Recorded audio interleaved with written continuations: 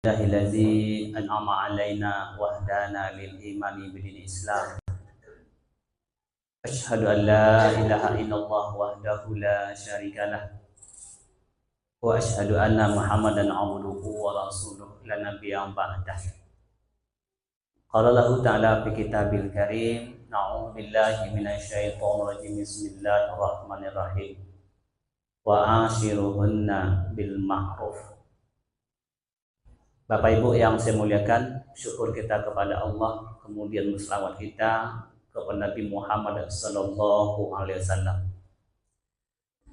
Saudaraku, khusus kepada kita laki-laki, sesungguhnya laki-laki siapapun itu, dia butuh kepada perempuan. Apakah perempuan itu sebagai ibunya?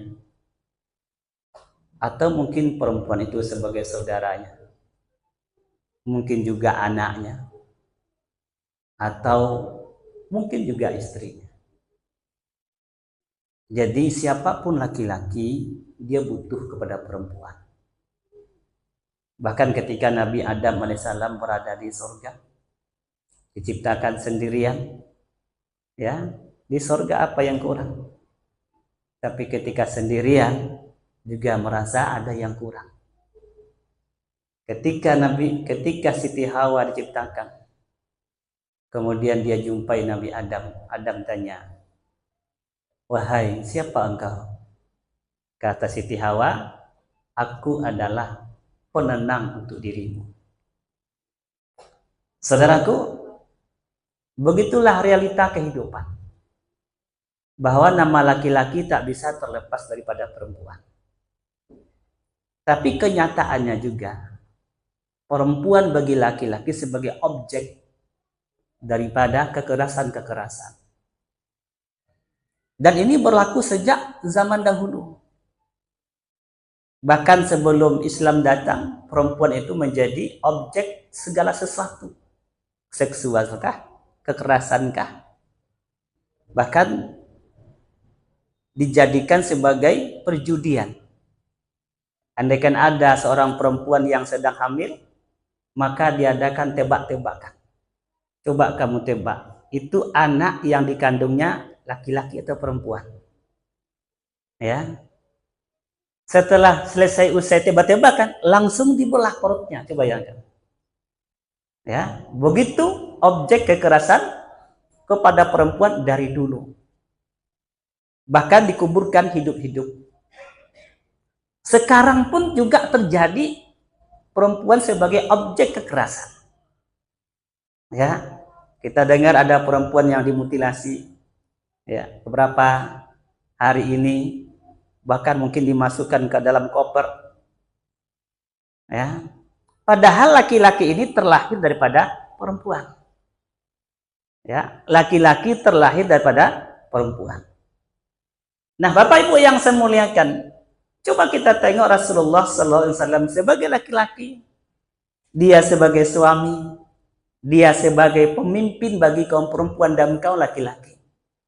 Bagaimana dia menyikapi dan bersikap terhadap perempuan, luar biasa. Nabi bergaul dengan perempuan itu luar biasa, Masya Allah. Bahkan Nabi dengan ajaran Islam yang dibawanya mengangkat status perempuan. Ya, mengangkat status perempuan. Nah, Bapak Ibu yang dimuliakan Allah, diceritakan oleh Aisyah, Nabi tidak pernah menyakiti istrinya siapapun juga.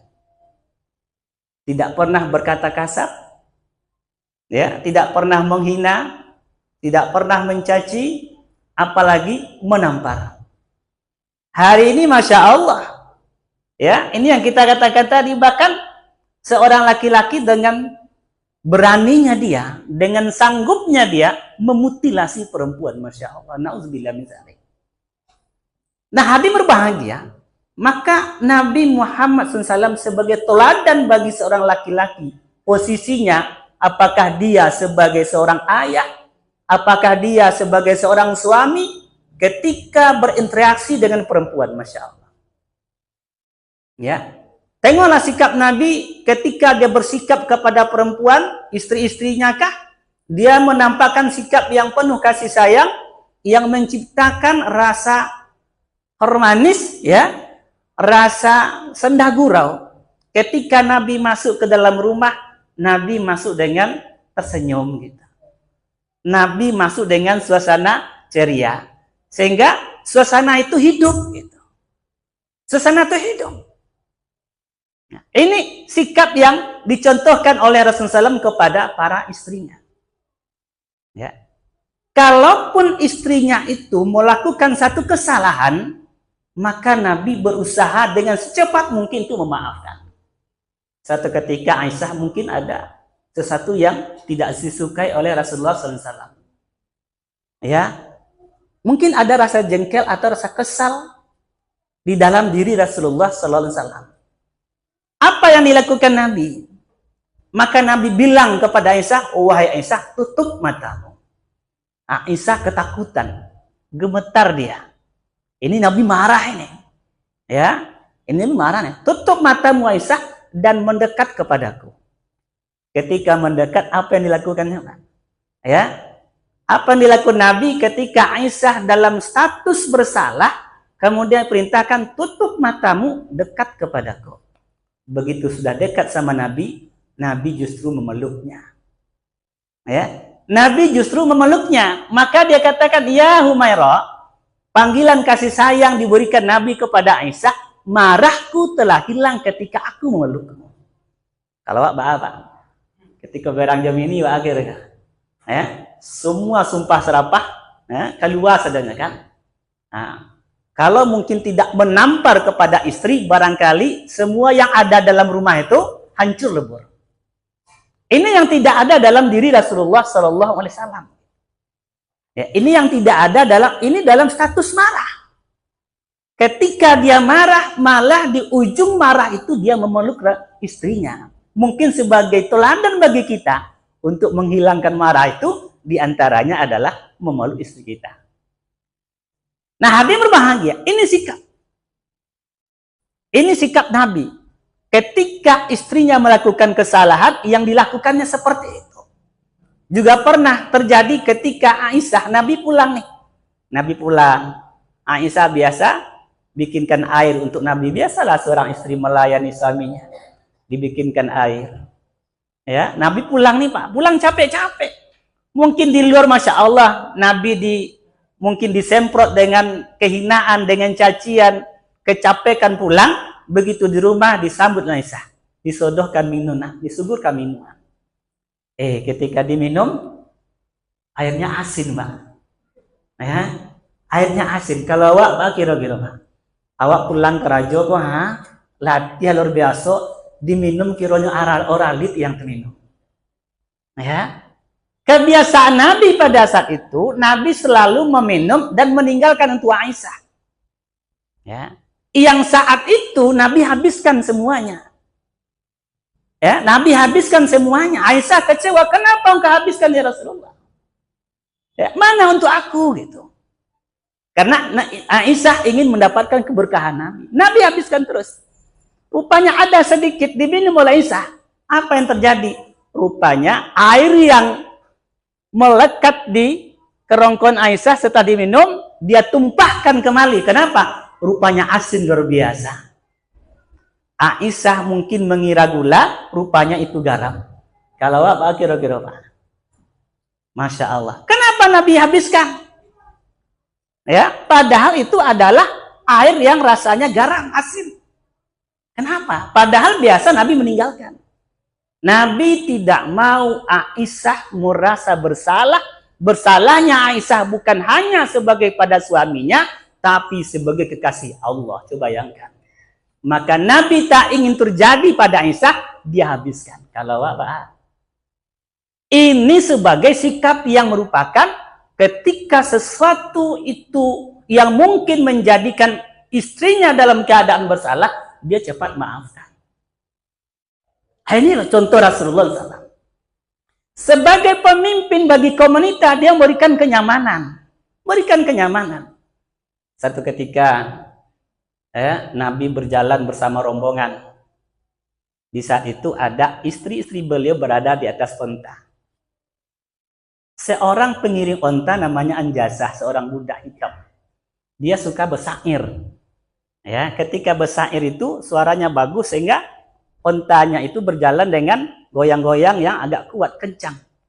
Apa kata Nabi? Waihaka ya Anjasah. Pelan-pelanlah wahai Anjasah. Ya, pelan-pelanlah. Roidaka saukal bil kabar. Ya, bahwa di atas onta itu ada kewarir. Apa dia? Gelas kaca. Nabi mengibaratkan perempuan-perempuan itu dengan gelas kaca. Apa gelas kaca? Gelas. Karena dia gelas, maka hati-hati membawanya. Kalau jatuh, pecah dia. Artinya apa? Bersikap dengan lemah lembut. Kalau tidak, itu perempuan bisa pecah. Ya, saudaraku, ini perempuan kuat daripada kita. Coba kita bayangkan. Ya, dia punya anak 3, 4, 5, tapi kerja di rumah jalan juga. Ya, bahkan ketika suaminya mati, janda dia bisa menghidupi 5, 6 orang anak. Coba kalau tuan-tuan, ya kita nih, tinggalkan anak 5, suruh istri pulang kampung dulu kemana? Tidak usah lama-lama, 1 minggu atau 2 minggu saja. Repot, Pak. Kerja yang mengurus, anak yang diurus. Begitu kuatnya perempuan. Tapi ketika sudah kita kasari, baik itu melalui lisankah atau melalui sikapkah atau apapun bentuknya, dia akan layu. Ya, dia akan layu. Maka Nabi katakan, istausu binisa'i khairah. Berwasiatlah kalian kepada perempuan dengan hal-hal yang baik. Fa innaha khuliqat min dhila'. Karena dia diciptakan daripada tulang yang rusuk, yang bengkok. Kalau dibiarkan, dia tetap bengkok. Kalau dikeraskan, dia akan patah. Maka perlu kebijakan bagi seorang laki-laki ketika berinteraksi dengan perempuan.